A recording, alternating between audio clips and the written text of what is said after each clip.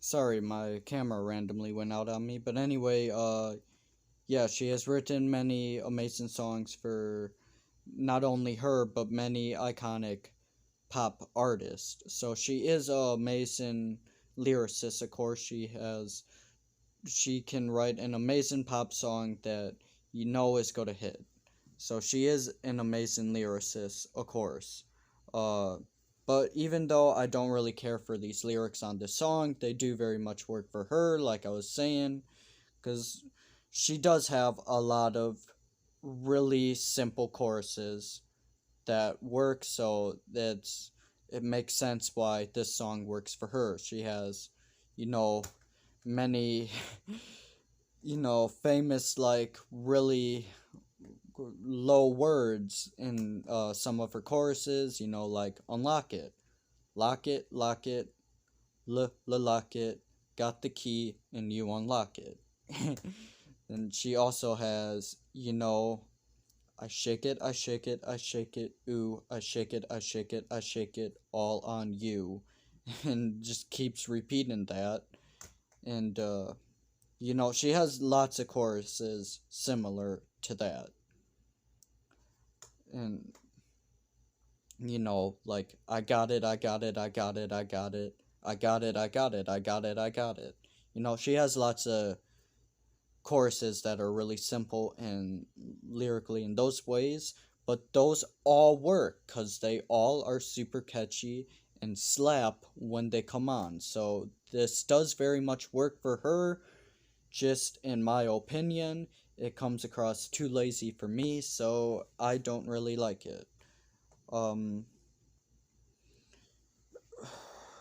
this does, however, have a unique production on it, though. I do think the production on this is pretty dope, so I do like that. The production does sound reminiscent to something that would have came from, like, her XEX world uh, era to it. So that does make. So I do really like how she's bringing that whole sound back, and it would be nice to see her venture onto that in later projects as well. So that would be really nice. So, but that happens more in like the middle. She brings that XEX world sound to it more towards the middle, which I do really like that part of it. And the song also has a really dope ending. I do really like the ending. I low key love this ending, and I could listen to this ending for a good bit. If it was like an ending for an album or something, it would be perfect. I really love this ending. Then the next song that I wanted to discuss was Colt's new song, Poodles Dancing. It is a B-side from their Host album. This song has a dope production in it, and the production on here just like melts you right into your bed. This song is amazing, and I like how this production like uplifts like in the middle. It's like the production on this song is just really great, and this is just overall a super dope song. The next one I wanted to talk about was Rina Soyama's Hold the Girl title track, um, Hold the Girl, from her album Hold the Girl. This is her third single from off of her upcoming album of the same name. Uh, with her previous one being Catch Me in the Air, and her other one being This Hell. Catch Me in the Air has this really dope atmospheric rock sound to it that I feel she does great on it. I really love this song and that overall feel of it. And this song, Catch Me in the Air, that song, I don't know if mentioned that the atmospheric rock was part of the Catch Me in the Air part, but anyway, the Catch Me in the Air song has this really like coming of age sound to it. The song sounds a lot like a coming of age song, so I really like that. And it has like a very Alanis Morissette sound to it. And yeah, so that one is definitely my favorite of the three. I really love that song. That one is definitely one of my favorites of the week for sure. And this hell, I don't really like that song. It has nothing to do with, the like controversial stuff with it being, like an LGBT Q song about, like her discovering herself. I have no problem with that. I just really don't like the song. That's all I have to say about that song. But the song Hold the Girl, you know, that song also has a really dope production. It is a nice dance track to it, so the complete opposite to the Catch Me in the Air song.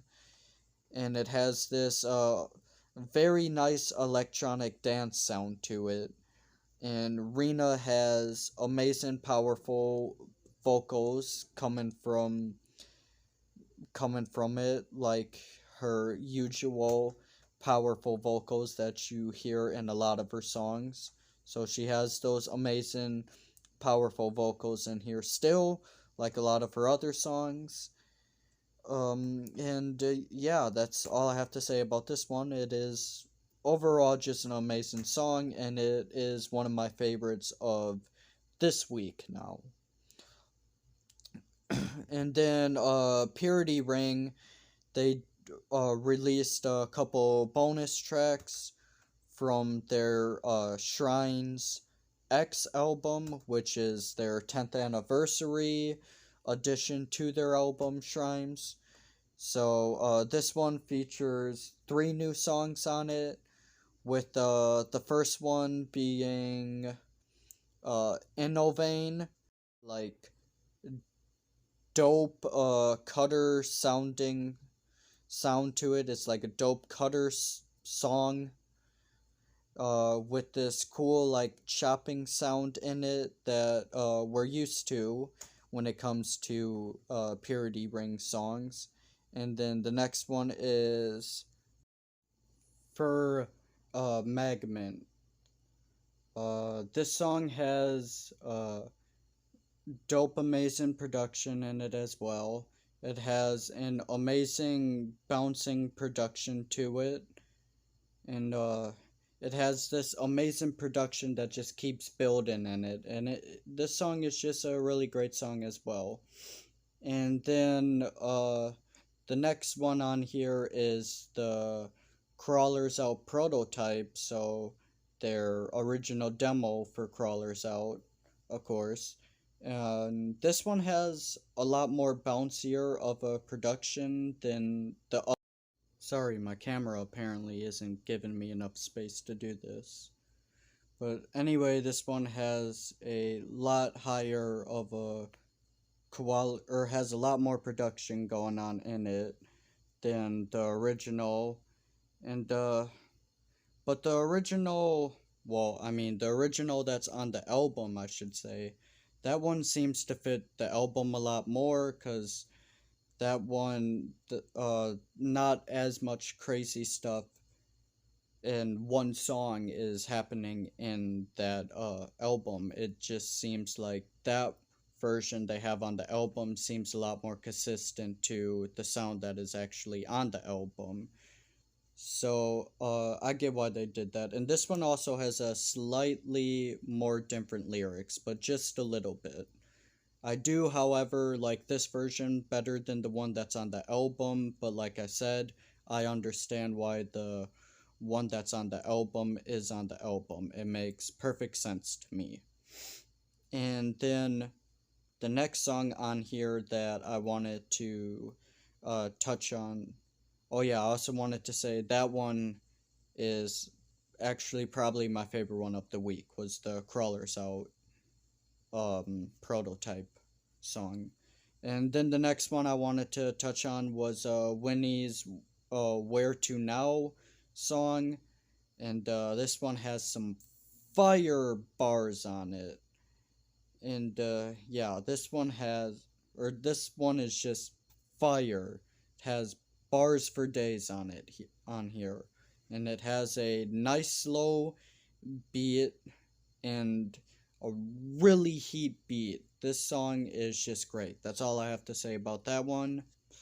Then the next one I wanted to talk about was Big A's new song, which features Chuuwee, who is an artist that I like a couple songs by. He's a quite decent artist. The name of the song is Mansa Musha. This song is fire. It is a fire song, has a fire beat, and there's a good amount of bars from both artists on the song. And yeah.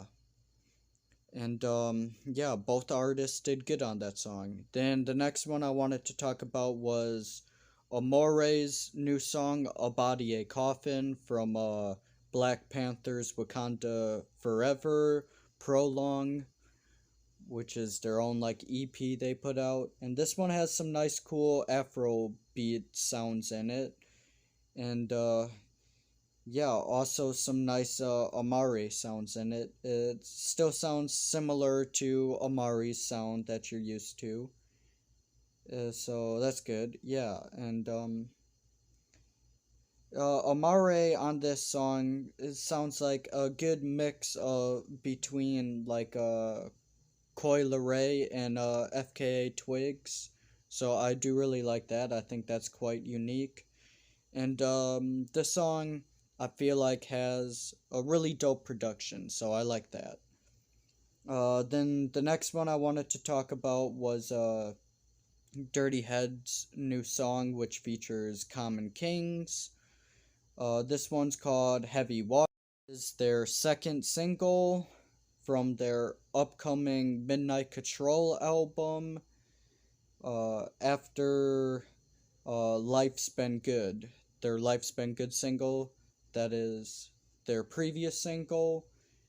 And yeah, which has that one has this twist on Life's Been Good by Joe Wash. Life's Been Good, however, is just a complete garbage song.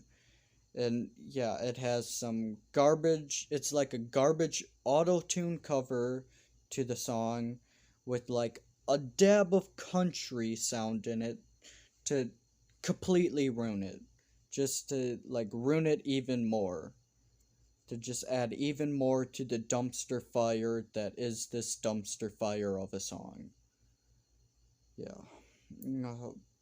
Yeah, parts of this song is way too auto-tuned, I'll say. Uh, Parts of this Life's Been Good song is auto-tuned to the point that it's hard to listen to. So, yeah, that's pretty bad.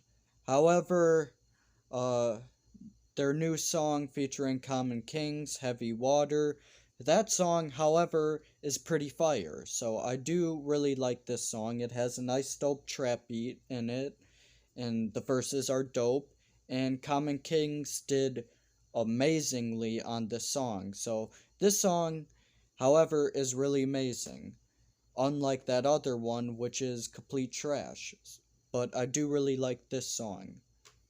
Yeah. Heavy Water is pretty good. Then the next one I wanted to touch on was your favorite Martian's new song, which is called Uno Reverse, which features Cartoon Wax and follows their long hiatus uh, that they were on for quite a bit of years. If you don't know who your favorite Martian is, they were like the first YouTube comedy music act. So they've been around for a while, and then they broke up also in the early ages of YouTube, but they were really highly liked at the time, and they still quite are now that they came back. It seems like their fans have always stayed around, so that's really good on their end. I like that. And